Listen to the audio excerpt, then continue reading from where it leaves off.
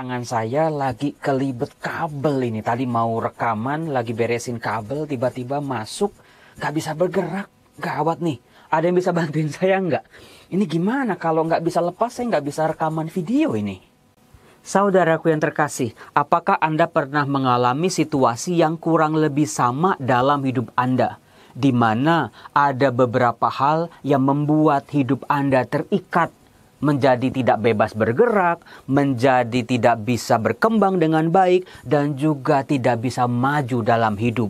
Rezeki-rezeki pun menjadi terhambat, kebahagiaan Anda pun menjadi sangat terganggu oleh ikatan-ikatan itu. Saudaraku, ada beberapa jenis ikatan yang sebetulnya cuman kita sendiri yang bisa melepaskannya.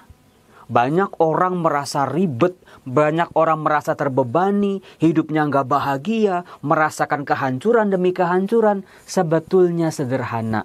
Apakah orang itu mau melepaskan ikatannya atau tidak?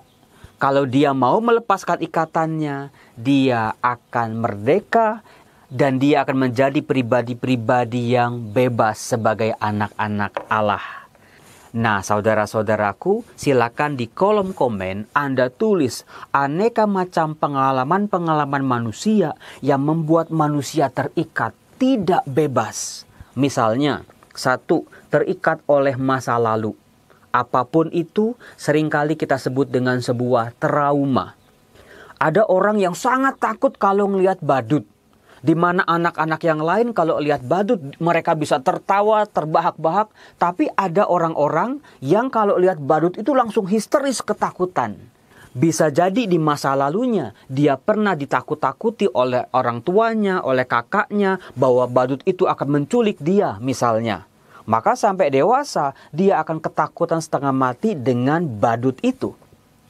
Atau ada juga orang yang tidak bisa nyium bau ikan. Apalagi makan ikan, langsung bawaannya oek misalnya. Bisa jadi ketika waktu kecil dia pernah dibentak oleh orang tuanya ketika dia sedang menikmati makan ikan. Atau ada juga orang yang ketika berdoa atau pergi ke gereja, bawaannya dia nangis terus, merasa bersalah. Udah ngaku dosa berkali-kali tetap merasa bersalah. Udah ikut retret tetap merasa bersalah. Bisa jadi di masa lalunya dia pernah melakukan sebuah dosa yang sangat besar. Saudaraku yang terkasih, apapun pengalaman kita di masa lalu, terutama yang buruk, yang pahit, yang gelap, yang menyakitkan, yang meninggalkan sebuah luka yang teramat dalam hidup kita, semua itu harus diolah dan diberesin. Sebab kalau nggak diolah, enggak diberesin, enggak disembuhkan, semuanya itu cuma menjadi beban-beban yang berat dalam hidup kita. Dan juga kita menimbulkan korban-korban yang baru. Entah anak-anak kita, entah pasangan kita, atau orang tua, atau orang-orang di sekitar kita. Saudara-saudara, bagaimana cara mengolahnya? Bagaimana cara menyembuhkannya? Mari kita belajar dari Injil Lukas. Saya mau memperkenalkan kepada Anda semua, dalam Lukas bab 7, ternyata ada 4 pribadi yang luar biasa. Yang tadinya mereka punya ikatan-ikatan yang sungguh serius. Ikatan-ikatan yang bisa menghambat hidup mereka. Ikatan-ikatan yang bisa membuat hidup mereka tidak bahagia. Tetapi ketika 4 pribadi ini berjumpa dengan Tuhan Yesus, mengalami pengalaman iman yang luar biasa, sehingga mereka semua bisa terlepas dari segala ikatan-ikatan dalam hidup mereka. Mari kita bahas satu persatu. Kalau Anda di rumah, silakan buka kitab suci Anda. Pribadi hebat yang pertama yang mau saya perkenalkan kepada Anda adalah seorang perwira. Dia punya jabatan, dia punya kekayaan, dia punya pengaruh, dan dia juga punya kekuasaan. Saudara-saudara, hal-hal itu semua yang tadi saya sebutkan sebetulnya bisa membuat dia terikat dan terhambat dalam memperoleh kebahagiaan. Dari Lukas bab 7 ayat 1-10 kita bisa melihat ternyata si perwira ini tidak terikat dengan semua jabatan, kekuasaan, popularitas, amal baiknya dan juga kekayaannya. Andai kata dia terikat, dia akan merasa sombong, dia akan merasa lebih tinggi, dia tidak butuh orang lain. Tetapi justru ketika hambanya sakit dan dia merasa sedih, dia menanggalkan itu semua untuk bisa berjumpa dengan Tuhan Yesus. Pribadi perwira hebat ini mampu menanggalkan semuanya di hadapan Yesus dan dia tampil sebagai pribadi yang rendah hati dan juga mempunyai iman yang di luar batas orang biasa. Disitulah dia menemukan kebahagiaannya, hambanya yang dikasihinya disembuhkan oleh Yesus dan dia memperoleh keselamatan dan kebahagiaan. Jangan sampai yang namanya popularitas, jabatan, kedudukan, kekayaan, kekuasaan membuat kita menjadi pribadi-pribadi yang sangat sensitif, tidak mau direndahkan, dikit-dikit marah kalau tidak dihargai, menjadi pribadi yang gila hormat. Saudara-saudaraku, belajarlah dari perwira hebat ini, hidup Anda akan jauh lebih bahagia. Pribadi kedua yang juga tidak kalah hebat ada di Lukas bab 7 ayat 11 sampai 17. Kisahnya sudah sangat terkenal, yaitu seorang janda yang anak laki-laki satu-satunya meninggal dunia.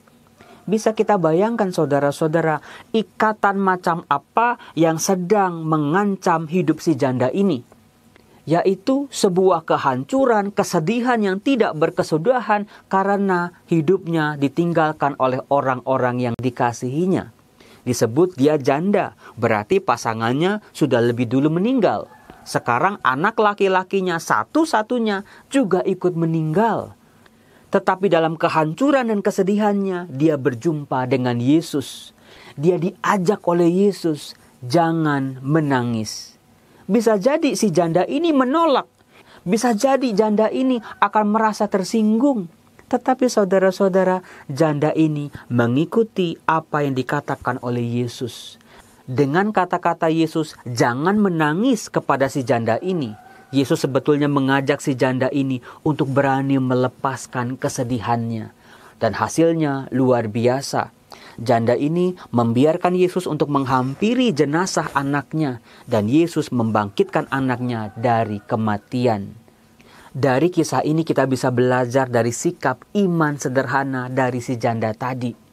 Dia mendengarkan kata-kata Yesus, dia merelakan dan juga dia mengikhlaskan. Hasilnya sungguh luar biasa.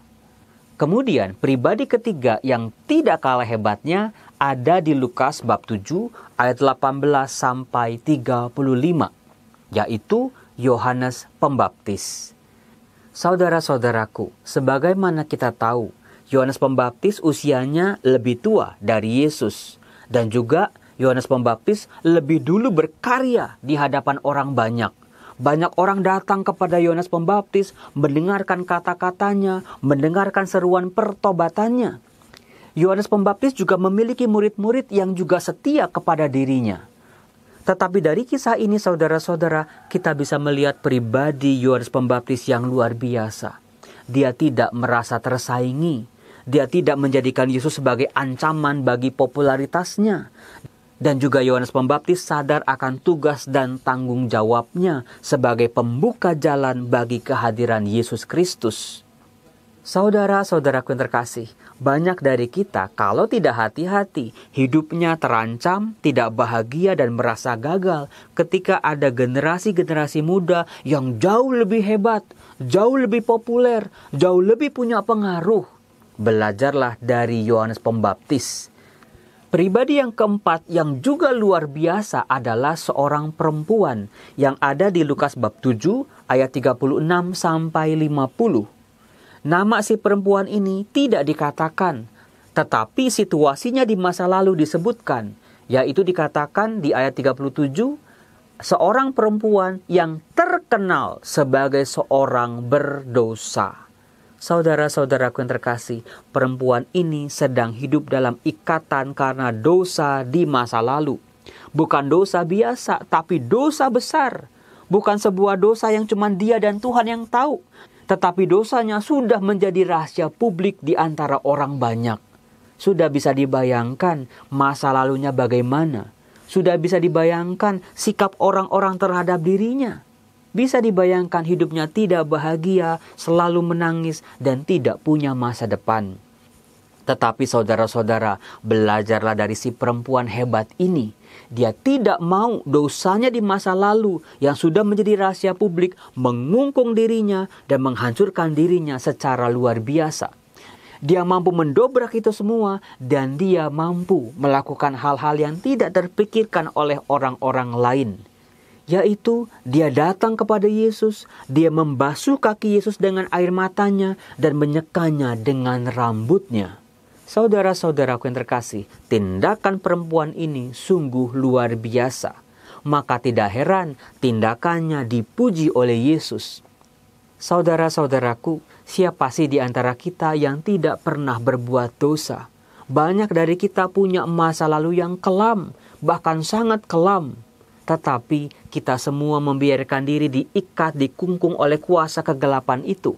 Belajarlah dari perempuan berdosa dalam Lukas bab 7 ini. Ikatan yang dialami oleh si perempuan ini adalah ikatan yang jauh lebih mencengkram, jauh lebih menghancurkan daripada ikatan-ikatan yang dialami oleh pribadi-pribadi yang sebelumnya dalam Lukas bab 7. Maka di sini kita bisa melihat Tuhan Yesus sendiri yang melepaskan ikatan itu. Karena Tuhan Yesuslah yang menghapuskan dosa-dosa kita sekelam apapun, segelap apapun, sebesar apapun. Yesus berkata, dosanya yang banyak itu telah diampuni sebab ia telah banyak berbuat kasih. Di ayat 50 sebagai penutup, imanmu telah menyelamatkan engkau, pergilah dengan selamat. Saudara-saudaraku, kata-kata Yesus di bab 7 ayat 50 ini adalah juga dikatakan kepada kita. Apapun ikatan-ikatan yang menghambat kita, yang menghancurkan kita, yang mengekang kita secara luar biasa, sekarang kita ulangi kata-kata Yesus itu. Imanmu telah menyelamatkan engkau, pergilah dengan selamat. Biarlah dari kisah-kisah kesaksian dalam kitab suci ini, kita terbantu untuk belajar merelakan, melepaskan segala belenggu dan ikatan dalam hidup kita. Biarlah Tuhan Yesus sendiri juga yang mampu melepaskan kita dari semua ikatan itu. Tuhan Yesus, terima kasih. Terima kasih untuk kuasa kasih-Mu. Berilah aku kemampuan, kekuatan, dan keikhlasan untuk melepaskan masa laluku. Dalam nama Bapa dan Putra dan Roh Kudus. Amin. Salam damai sejahtera saudara-saudara. Tuhan Yesus memberkati. Salam.